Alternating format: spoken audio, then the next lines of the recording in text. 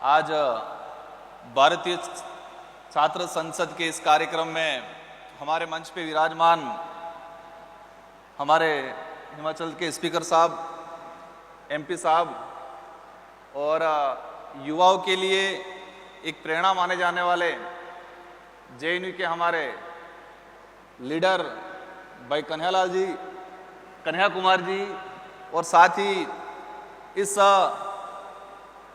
MIT के अंदर अध्ययन करने वाले देश के कोने कोने से, विभिन्न राज्यों से, विभिन्न समुदायों से यहाँ पर जितने जो छात्र हैं, और विशेषकर मैं पिछली बार जब एमएलए था उस दौरान आया था और राहुल जी के पिताजी से मेरी मुलाकात हुई थी और उनसे मैं काफ़ी प्रभावित हुआ था। तो आज शायद किसी कारणवश बिजी है, यहाँ पर नहीं आया, मैं आया तब मैंने उनको सबसे पहले याद किया था, क्योंकि उनके जो पुत्र है राहुल जी ने ये एक मंच दिया। देश के अंदर काफ़ी बड़ी बड़ी यूनिवर्सिटियां हैं, संस्थाएं हैं, लेकिन एमआईटी ऐसा है कि जिन्होंने एक नयापन लाए, एमएलएस का देखें, सरपंच सांसद देखें, महिलाओं के लिए, और आज ये जो कार्यक्रम आयोजित कराया जा रहा है, आपके विचारों को हम समझें, हमारे संघर्ष को, हमारा राजनीतिक कैरियर और हमारी आइडियोलॉजी उसको आप समझें और हम सब मिलके हमारे देश के लिए, आने वाली जनरेशन के लिए क्या करें। आज का जो विषय है, हमारे देश के अंदर राजनीतिक जो विचारधाराएं हैं और विचारधाराओं से संगठन, राजनीतिक पार्टियां चलती है। विशेषकर देखा गया है वामपंथी विचारधारा, दक्षिणपंथी विचारधारा और मध्यम मार्ग और कई क्षेत्रीय पार्टियां जो अदृश्य विचारधारा या अनिश्चित विचारधारा, जो समय समय पर या समय अनुकूल कुछ चेंजिंग आता रहता है। हम बात करेंगे कि हमारे जो राजनीतिक पार्टियां हैं देश के अंदर, इन राजनीतिक पार्टियों की विचारधारा कैसी है, क्या है, और देश आज़ादी के बाद से लगा के इन पार्टियों की जो विचारधारा थी उसमें कहां कहां चेंजिंग आया, और इन विचारधाराओं से हमें और हमारे देश को क्या मिला और आगे क्या मिलेगा। देखा गया है वर्तमान के अंदर कि राजनीतिक पार्टियां जो विचारधाराएं हैं,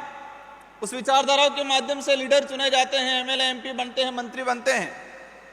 लेकिन पिछले 10 सालों के अंदर देखा गया है कि विचारधाराएं कमजोर होती जा रही है। व्यक्ति विशेष या व्यक्तिगत स्वार्थ ज्यादा बढ़ता जा रहा है। देखा गया है, आपने सबने देखा है कि जिस व्यक्ति ने अपना पूरा कैरियर या मान लो 20-25 साल किसी पार्टी के राजनीतिक विचारधारा से आगे बढ़ा और कब पता नहीं किधर चले जाते हैं, तो देखा गया है विशेषकर अभी पिछले 5-10 सालों के अंदर कि विचारधारा डाउन होती जा रही है, व्यक्तिगत स्वार्थ ज्यादा बढ़ता जा रहा है, और ये चीजें हमारे देश को, आने वाली पीढ़ियों को, आने वाले भविष्य को कमजोर करेगी। हम बात करते हैं राजनीतिक पार्टियां उस शरीर के रूप में हैं, और जो विचारधारा है उस शरीर में जो आत्मा है, जो जीव है, वो है। कोई भी संगठन अगर इसकी विचारधारा मजबूत नहीं है, उसकी विचारधारा नहीं है, तो बिना आत्मा का शरीर के रूप में है वो संगठन। इसलिए देश के अंदर हम वामपंथी या दक्षिणपंथी की बात करें, मुख्य रूप से वामपंथी विचारधारा चाहते हैं कि देश के गरीब तबका, देश का दलित, पिछड़ा, आदिवासी समुदाय आगे आए, देश के अंदर समानता हो, पूंजीवादी कम हो, एक सामाजिक सद्भावना और धर्म और जाति विशेष को लेकर एक जो भेदभाव या जो जहर उगला जा रहा है उसके विरोध में काम करती है। दूसरी ओर दक्षिणपंथी की बात करें, हमारे पूर्व जो वक्ता बच्चे जो आए थे बहुत शानदार तैयारी करके आए थे, उन्होंने एक शानदार और जानदार भाषण दिया। दक्षिणपंथी की बात करें हैं, राष्ट्रवाद की बात करते हैं, हम हमारी परंपरा, हमारी संस्कृतियों का संरक्षण की बात करते हैं। हर विचारधारा में कुछ अच्छाइयां हैं, कुछ बुराइयां हो सकती है, लेकिन हमको सबको समझते हुए हमारे देश के हित में अगर दक्षिणपंथी की बात करें, वो राष्ट्रवाद की बात करते हैं, और वामपंथी की बात करें, वो गरीबों की बात करते हैं। राष्ट्रवाद का निर्माण तब तक नहीं हो सकता है जब तक हमारे देश का आम गरीब का विकास नहीं होगा। उस आम गरीब को, आम दलित को, जो आदिवासी समुदाय जो जंगलों में रहता है, जिसको मूलभूत सुविधाओं से वंचित रहता है, अगर उसका डेवलप नहीं कर पाते हैं, उसको मजबूत नहीं कर पाते हैं, तब तक हमारे राष्ट्र का निर्माण करना या राष्ट्र को मजबूत करने की कल्पना पूरी नहीं हो सकती। इसलिए हमारा देश उस दिन मजबूत होगा, हमारा देश उस दिन विश्व गुरु पूर्ण रूप से माना जाएगा, जिस दिन हमारा देश का प्रत्येक पिछड़ा, दलित, आदिवासी, जो जंगलों में, जो पहाड़ों में आज 2 वक्त की रोटी के लिए तरसता है, अच्छी एजुकेशन के लिए तरसता है, अपने इलाज के लिए तरसता है, उन लोगों तक हमने सुविधा पहुंचा के उनको अगर मजबूत नहीं किया, तब तक हमारा देश मजबूत नहीं हो पाएगा। हमें भविष्य में ऐसी नौबत नहीं लानी है कि विदेश या कई दूसरे देशों के हमारे राष्ट्रपति जी या प्रधानमंत्री जी आए और हमें हमारे देश की गरीबी छुपाने के लिए पर्दा लगाना पड़े, हमें हमारे देश की कमजोरी छुपाने के लिए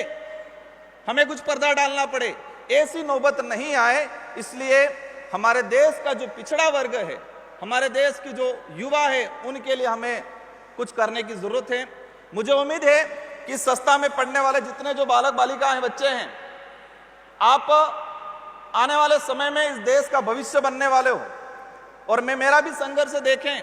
आपने देखा होगा एक छोटी सी पिक्चर के माध्यम से, और मुझे सौभाग्य मिला राजस्थान विधानसभा में पिछली बार 2018 में जो मैं जीता था, राजस्थान के अंदर सबसे कम युवा था, सबसे कम एज का युवा था मैं। और जब मैं शुरुआत में गया 200 एमएलए, मुझे डर था। डर इस बात का था, जब मैंने पहली बार जाके देखा 200 में से सबसे कम एज का, और मुझे तब पता चला जब मेरा शपथ ग्रहण हुआ उस दिन, तो एक डर था कि यार मैं सबसे कम एज में आ गया हूं। और आप यकीन नहीं करोगे, जब मैं पहली बार चुनाव लड़ा था, आज तो मैं नेता की ड्रेस में आया हूं, लेकिन जब पहली बार चुनाव लड़ा था, विधायक बना था, मैं टी शर्ट और जींस पैंट के ही चुनाव लड़ा था और जीत के भी गया था। कोई साधन नहीं थे हमारे पास, कोई धन दौलत नहीं था। आप यकीन नहीं मानोगे, हमने शुरुआत में बाइक पे प्रचार किया, एक मोटरसाइकिल पे प्रचार किया हमने, लेकिन हमारी विचारधारा मजबूत थी, हमारा संकल्प मजबूत था। हमने हमारा जो संघर्ष था युवाओं के लिए, गरीबों के लिए, आदिवासी समुदाय के हक अधिकारों को लेके, तो मैं ये कहानी इसलिए बता रहा हूं कि आपको अपना लक्ष्य हासिल करने में आपकी गरीबी कहीं बाधक नहीं आएगी। आ सकती है कुछ हद तक राजनीतिक उपलब्धियां प्राप्त करने में, लेकिन अगर आपने ठान लिया है कि मुझे कुछ कर गुजरना है, आपने ये ठाना है कि मुझे गरीबों का, इस देश के युवाओं का, आने वाली पीढ़ियों के लिए कुछ कर गुजरना है, और ठानने के बाद उस दिशा में आप रात दिन काम करते हो, मेहनत करते हो, तो आपको उस लक्ष्य तक जाने में कोई नहीं रोक पाएगा। कहा जाता है युवाओं के लिए,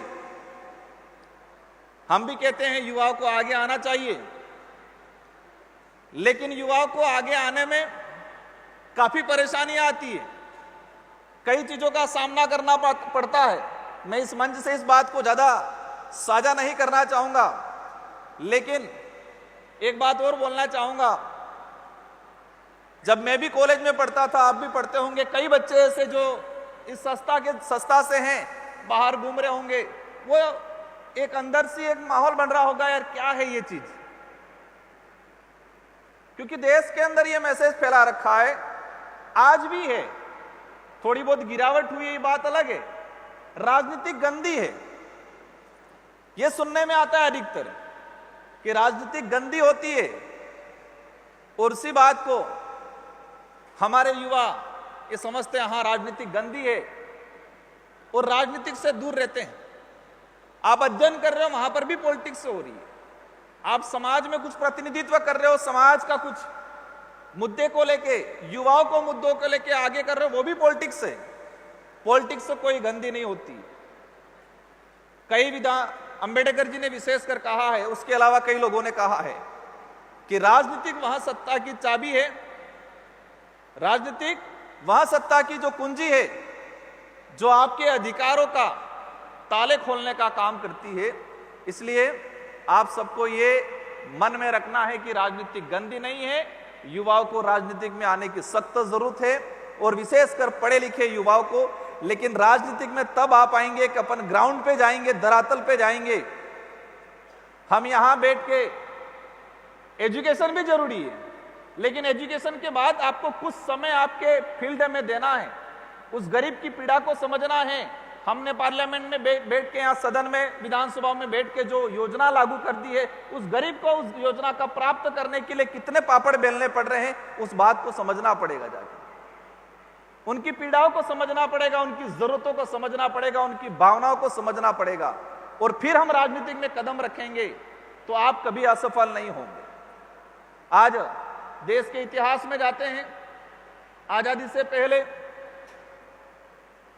हम बिरसा मुंडा जी को फॉलो करते हैं, अंबेडकर जी को फॉलो करते हैं, भगत सिंह को फॉलो करते हैं। तो इनका जो जीवन काल रहा है, या देश के अंदर ऐसे जिन्होंने इस देश को आजादी कराई है, आजादी कराने में मुख्य भूमिका निभाई है, तो इसमें युवाओं की संख्या ज्यादा मिली। तो देश को आजाद कराने में युवाओं की मुख्य भूमिका रही है, तो इस देश को मजबूत बनाने में भी युवाओं की मुख्य भूमिका होनी चाहिए, और हम सब की जिम्मेदारी है। आना पड़ेगा। एक 100 अलग चले, देश की हकीकत कुछ और है, यह मानना पड़ेगा। मैं किसी पे कटाक्ष नहीं कर रहा हूं, लेकिन देश की हकीकत कुछ और है। आज देश में गरीबी का आंकड़ा देखा जाए, कई ऐसे रिसर्च रिपोर्ट, ऑथेंटिक जो चीजें हैं, उसका देखा जाए तो आज 50% से ज्यादा ग्रामीण इलाके में गरीबी है। अगर गवर्नमेंट वो स्कीम बंद कर दे तो आज भी कई परिवार ऐसे जो 2 वक्त की रोटी के लिए तरसते हैं। इसलिए आप सभी से मेरा अनुरोध है, और विशेषकर ये आयोजन कराने वाले MIT के सारे, विशेषकर राहुल जी को और उनसे जुड़ी हुई सारी टीम को, कि समय समय पर आप इस तरह से आयोजन कराते रहे। अलग अलग आइडियोलॉजी वाले, अलग अलग क्षेत्र के लोगों को बुलाएं, हमें भी बुलाएं, और हम भी कुछ सीख के जाएंगे, और हमारी जो बात है, हमारे जो विचार हैं, हमारे जो उद्देश्य है, वो आपके बीच में रख के जाएंगे। और इस देश को बचाने में विचारधारा भले कुछ भी हो, लेकिन लक्ष्य एक ही होना चाहिए कि इस देश का गरीब व्यक्ति मजबूत बने। इस देश के अंदर जो कुरीतियां हैं, धार्मिक विविधता है, वही हमारे देश को मजबूत बनाती है, लेकिन धार्मिकता के आधार पे देश में नफरत नहीं फैलनी चाहिए। सांस्कृतिक विविधता है, वही हमारे देश को मजबूत बनाती है, लेकिन सांस्कृतिक और जातिवाद के हिसाब से नफरत नहीं फैलनी चाहिए। अपनी अपनी आइडियोलॉजी, अपनी अपनी धार्मिक पूजा पद्धति, अपने अपने कल्चर